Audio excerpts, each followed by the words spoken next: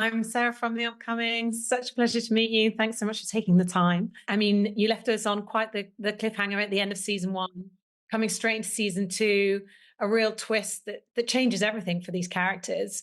When you were finishing season 1, did you already know where the storyline was going to go? And when you got those scripts, what was most exciting you about coming in for round 2? We had no idea. We had There were no idea about any of it. So fun, still surprised, continue to still be surprised. Yeah, I mean, we knew at the end of season 1 not to expect not everything to be as we might think. That's basically all we knew, that there might be more to it than meets the eye, you know. But no one could have warned us about some of the plot twists. And in fact, what I was saying before is that we would have readings of episodes where up until the read-through, most of the actors had redacted scripts so that you didn't know. So most people didn't know. And the kind of watching the explosion of realization go around the table as they realized a specific thing had happened. Yeah. Atto was always good for that. It's so good. Oh! You know, where you'd see people read ahead and it would just pop across. Now, that was very exciting. It was so fun. The way that the story was revealed to us, even, you know.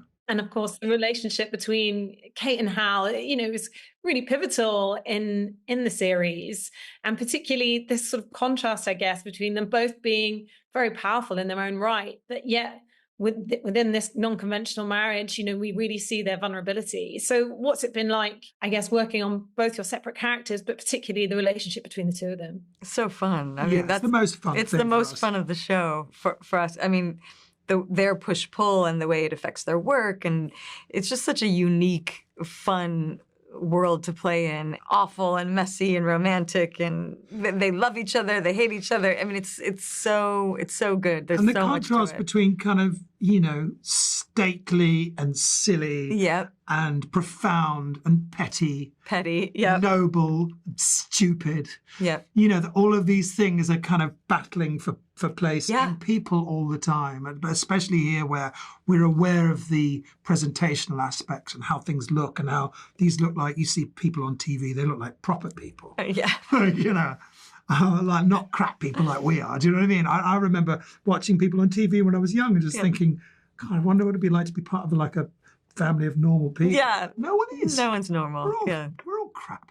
And what about having new people come into the cast, particularly Analeigh Janney as the vice president? I mean, what a phenomenal actress. What's it been like developing the dynamic with her too? Oh my gosh, she just immediate, really. It's so fun. She's so easy, such a pro. I mean, there's a scene of her in primary colors doing this smaller movie from a while ago. Which doing we all fall. watched. Yeah. And she's so good in this one fall. I watch it all the time. And so to have her come and do the show was just so exciting. And she's so equally as funny and smart and good at the serious stuff. And mischievous. Yeah. So she's fun. Just, you know, we couldn't have hoped for someone. I mean, it was such a vote of confidence to have her come and join the show, because we're all such enormous fans of hers, and she's lovely. A lot of fun. And of course, you know, the show's fictionalized, but the sort of the backdrop, the real world things going on outside of these relationships do feel very real. I mean, Deborah was saying that actually sometimes some of the things that you might think were fictionalized actually have happened, or, you know, are based in some kind of true events. How much did you have to kind of do background research? How much did you believe, you know, really goes on behind closed doors that we might not know about as a general public? I think we all did versions of reading, and I think all of that helps you kind of believe the world and what that world feels like. But ultimately, I think we have to make it a person that we relate to, that we can play. So I think it helps inform the world, but I think we're not basing these characters off one person specifically. You know, it's an amalgamation of many events, many people. Yeah. And it's very useful sometimes to find out, like from Deb, okay, so this specific thing hasn't happened, or this specific thing has, but this is within the realm of the kind of thing that does happen. And for us, as Keri was just saying, the people dealing with it are normal, crappy humans like us. You know, that once it's time to present findings, et cetera, people put on their suits and they put on their proper voices and they behave a certain way. And they don't pick their nose on camera. But the people are just people. Yeah.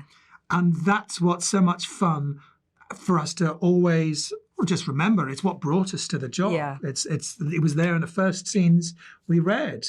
I read it and just thought, oh my God, this is so refreshing, because this is high stakes politics, you know, blah, blah, blah, blah, blah, but with a normal, real relationship. And the contrast between what we expect in terms of the kind of seriousness of that from the news and the reality of people with jobs trying to get on with their lives is what makes it what it is. Thank you so much for sharing all that with me. And I can't wait for everyone else to get stuck into the second season of The Diplomat. Thanks so much. Thank you. Thank you very much.